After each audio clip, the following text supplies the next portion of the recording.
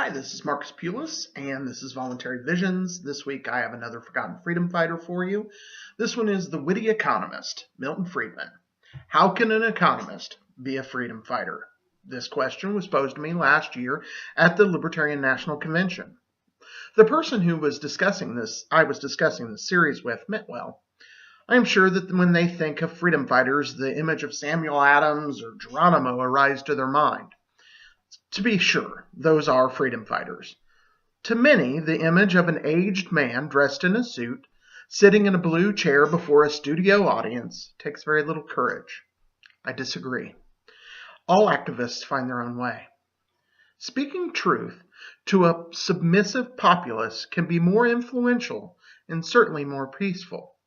Milton Friedman brought his Nobel Prize winning economic ideas to the American people at a time when the free market was considered fringe and was not only unpopular, but viewed by the public who were brainwashed to accept collectivist and socialist ideas as uncaring and selfish. Friedman made the topic of capital and finance fun and witty. Without his charismatic voice, the new popularity of both the Chicago School of Economics and the eventual more popular Austrian school would not have enjoyed a resurgence that they have today. The prevailing economic thought of libertarians would be non-existent. The economic voices of the past and future would be shared into deaf ears. Ron Paul, Adam Kokesh, Tom Woods, and a score of other free market thinkers would not be welcomed with the reception they do without those Donahue interviews in the late 70s and early 80s.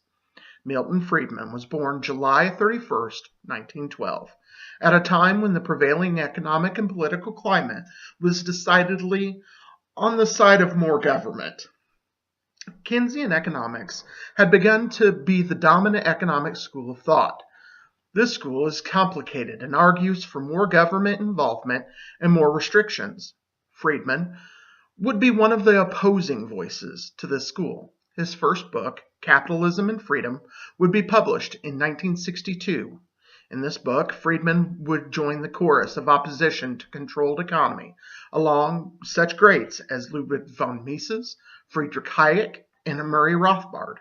Though Friedman would have slightly different opinions than those great economists, they would all agree that the state harmed the economy far more than it helped.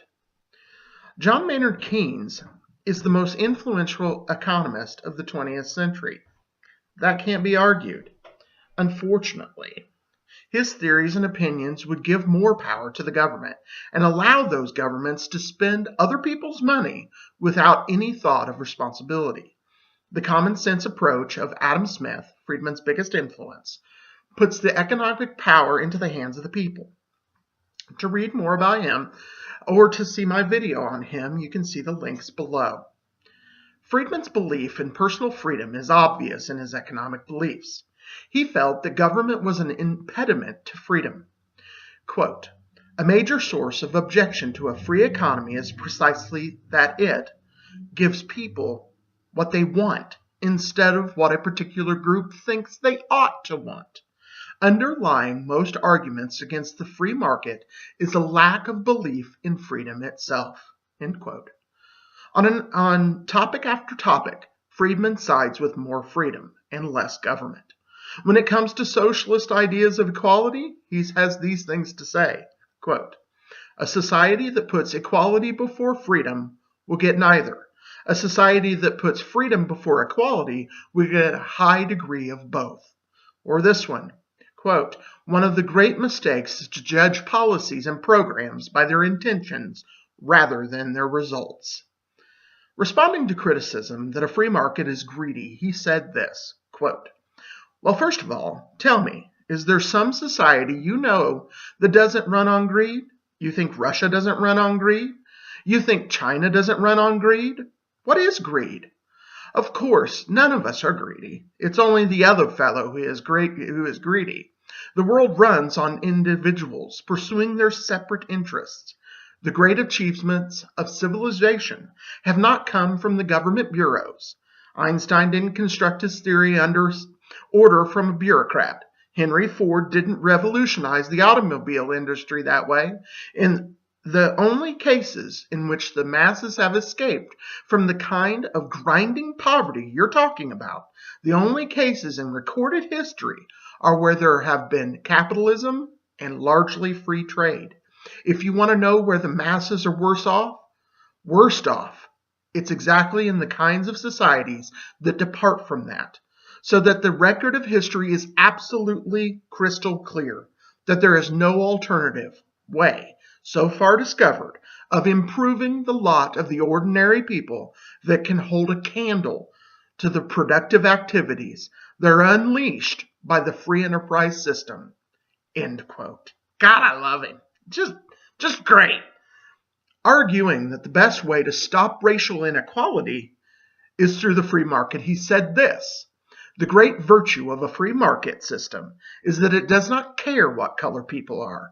It does not care what their religion is. It only cares whether they can produce something you want to buy. It is the most effective system we have discovered to enable people who hate one another to deal with one another and help one another. End quote. This argument echoes Adam Smith. Both of these great economists argued that the freer the economy, the more ethical people are. As for the drug war, this was his opinion. Now here's somebody who wants to smoke a marijuana cigarette. If he's caught, he goes to jail. Now, is that moral? Is that proper?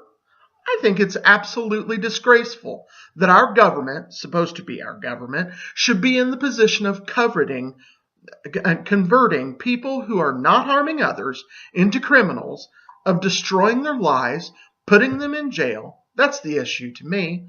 The economic issue comes in only for explaining why it has those effects.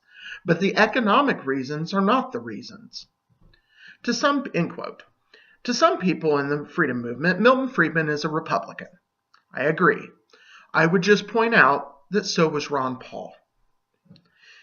In his own words, he said, I am a libertarian with a small l, and a Republican with a capital R, and I am a Republican with a capital R on the grounds of expediency, not on principle. The influence of Milton Friedman upon both Ronald Reagan and Margaret Thatcher was enormous. As a voluntarist, I am not a huge fan of any president or prime minister, but these two leaders were certainly better than any that have followed them in either Great Britain or the United States. It was Friedman who made a freer economy popular in these circles. I may not agree with either of those leaders, but I refuse to tear down pro-freedom ideas. To some degree, I suppose Milton Friedman has a special place in my heart.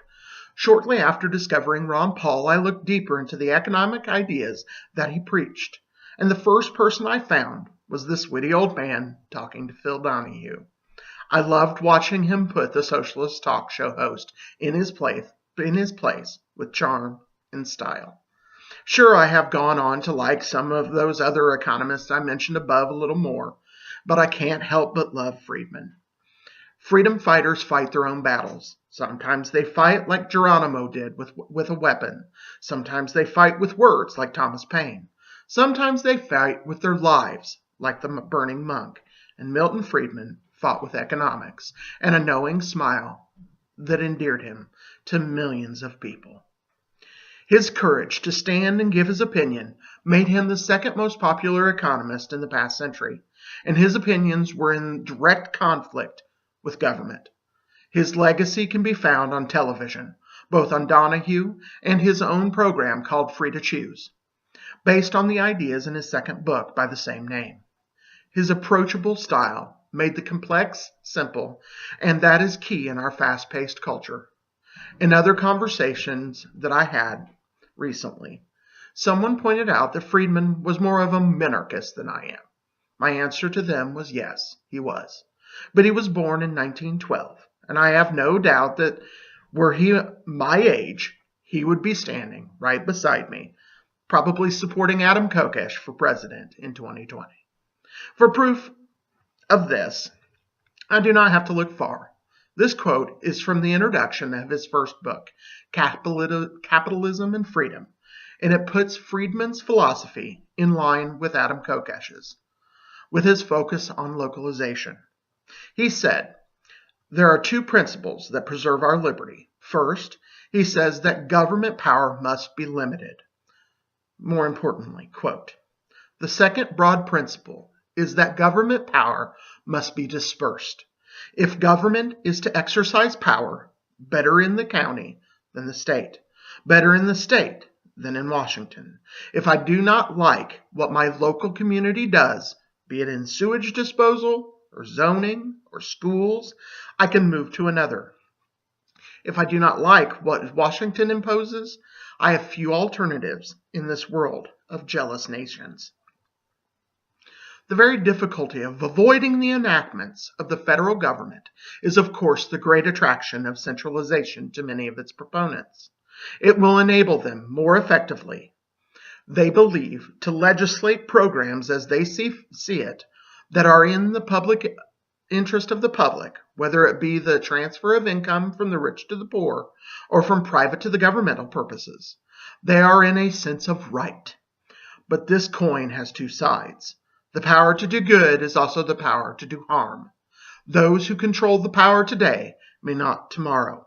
And more important, what one man regards as good, another may regard as harm. I really enjoy Milton Friedman, and I think that his attitude was even more important than some of his I guess, deep philosophical thoughts, because he made capitalism or the free market seem much more accessible. And our world just really doesn't appreciate that, the depth of things. They want something on the surface. I looked deeper, but not everybody does.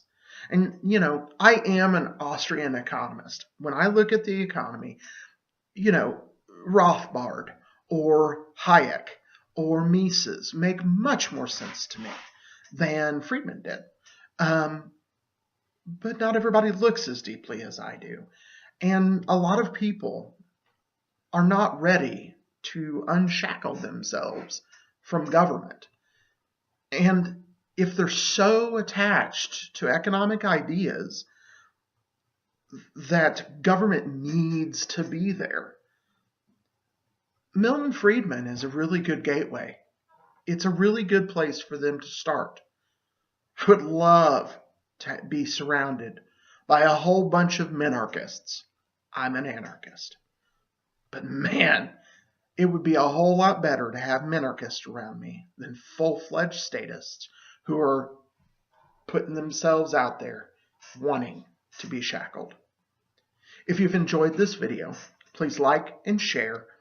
If you would like to donate to us, I will have links to both our GoFundMe below. I will also have links to our web store. And please visit voluntarywisionsmedia.com. We are designing we're in beta, but we are designing a censorship-free, voluntarist social media platform. I believe, as does Michael and everyone associated with this production, that this may revolutionize and get around the censorship of YouTube. I'm the type of person that I want to see change, and when I can't see it, I help make it. And hopefully you do too. Get out there, do what you can to help the world. If you want to help us, donate a little money, get you a Freedom shirt, get you a Voluntary Visions shirt, get you a shirt, hopefully with Milton Friedman on it soon. It's not available when this is published, but I bet you I get it out there soon. Thank you very much. You have a good day. Stay free.